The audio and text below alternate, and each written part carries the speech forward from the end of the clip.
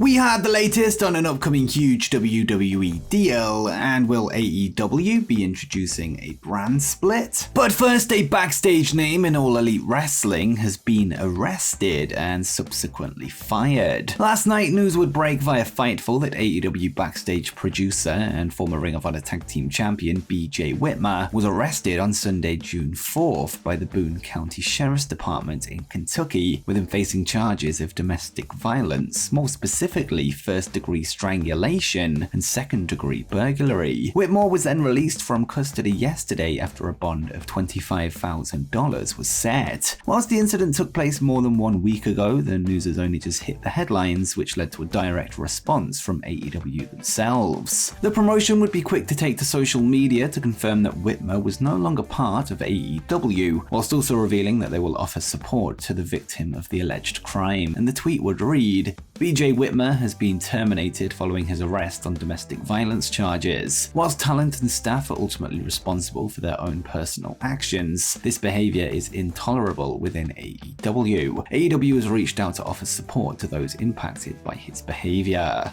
BJ Whitmer had been signed to All Elite Wrestling ever since the formation of the company, having retired from his in-ring duties in Ring of Honor and in the independent scene 2 years prior, taking on a backstage producer role. We now await to hear more on the case, with Whitmer set to be bound to a grand jury once evidence is presented.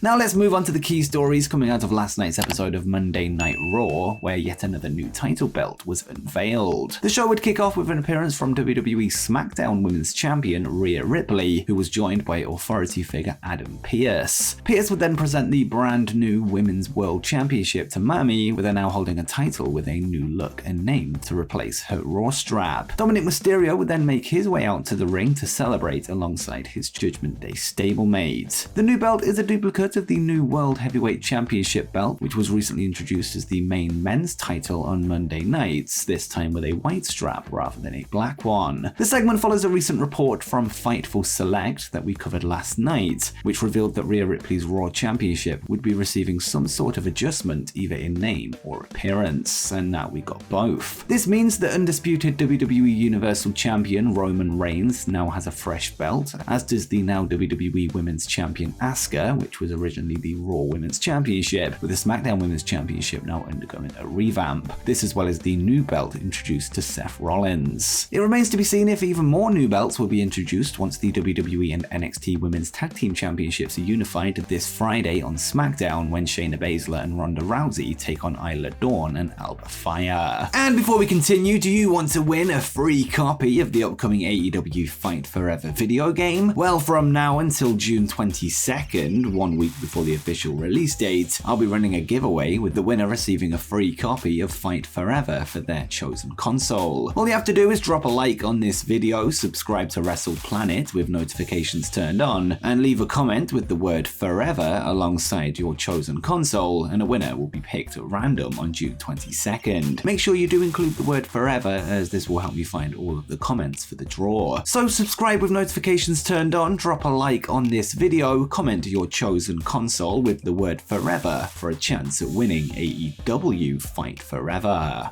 And speaking of Rhea Ripley and Dominic Mysterio, the championship segment didn't end there, as they would find themselves being interrupted by the American Nightmare Cody Rhodes, who was slapped by Mysterio last week on Raw. Cody would issue a challenge to Dom for the upcoming Money in the Bank pay-per-view on July 1st in London, England, with Rhea accepting on his behalf. We would then see The Miz appear from behind to attempt to gain an advantage over Rhodes before their upcoming match that night, before Cody punched him to the ground. However, the distraction would allow for Mysterio to strike Rhodes in the back with a cheap shot before escaping up the ramp, further infuriating the American Nightmare ahead of their match in just over 2 weeks' time. It's worth noting that Cody Rhodes would name drop Brock Lesnar during his promo as somebody that wasn't willing to face him at Money in the Bank, perhaps a sign that their feud is far from over, with the Beast potentially set to appear on the London show. And speaking of Money in the Bank, the field for the men's ladder match is now complete. Last night on Raw, Damian Priest would take on Matt Riddle in a Money in the Bank qualifying match, with the winner filling the final spot for a chance at the briefcase. Just 1 week ago, Damian's Judgment Day stablemate Finn Balor would get involved in his title match against World Heavyweight Champion Seth Rollins, a match that he ultimately came up short in. This week, however, Priest would once again request that Finn and the rest of the group stay in the back, with them this time honoring his plea. The call would pay off as Damian Priest would overcome the original Bro, adding his name to the men's Money in the Bank ladder match, and he now joins LA Knight, Ricochet, Shinsuke Nakamura, Santos Escobar, and Butch in the high-stakes bout. As for the women's side, one spot remains that will likely be decided this Friday on SmackDown, with Zelina Vega, Becky Lynch, Zoe Stark, Bayley, and Io Sky already securing their place over recent weeks.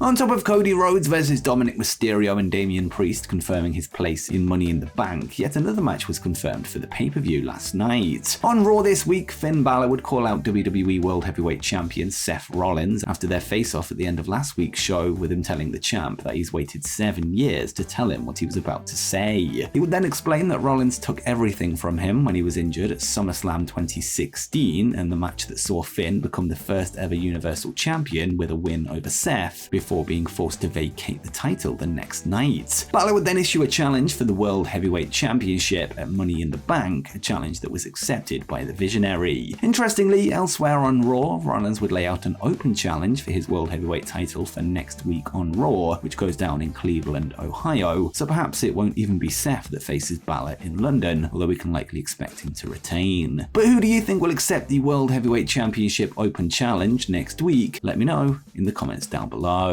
And next we have a big update on the ongoing battle for WWE's television rights. According to a fresh report from the New York Post, WWE is now free to negotiate with other broadcasters outside of Fox and the USA Network, with the exclusive negotiating windows now over. The report reveals that several entities have now since shown an interest in buying the rights to WWE television, including Disney and Amazon Prime. It was also noted that if Disney were to acquire the rights, they would likely be broadcast on FX as opposed to the sports network ESPN, with the latter unable to commit to one night due to their other sports coverage. It was also noted that Apple and Warner Bros. Discovery are dark horse candidates, and that AEW does not have exclusivity on WBD's networks. With that said, were WWE to agree a deal with Warner, they would almost certainly require exclusivity on their side, meaning that would be the end of AEW on TNT and TBS. With that said, it's expected that this would only be likely if Warner were to lose the rights to the NBA, which would leave a huge gap in their schedule. As well as this, Warner and AEW's relationship appears to be healthier than ever, meaning this possibility is probably the least likely of the options, with Fox and USA still considered the favorites despite their exclusivity windows closing.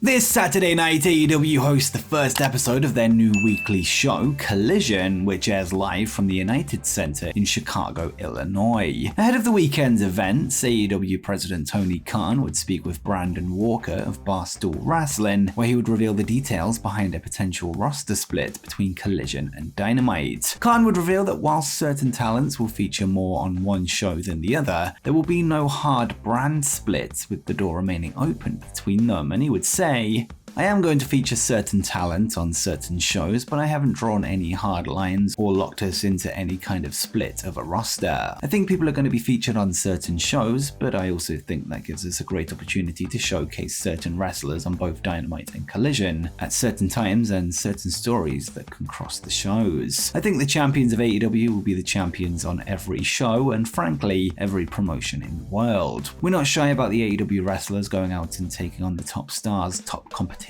from other companies. Khan would conclude by noting that the current 3 hours of television across Dynamite and Rampage isn't enough to showcase everybody, with Collision opening up more opportunities for more wrestlers. All Elite Wrestling have announced a brand new weekly television show, Collision, and I'm about to show you how AEW can use this opportunity to build towards the rivalry that we're all craving for.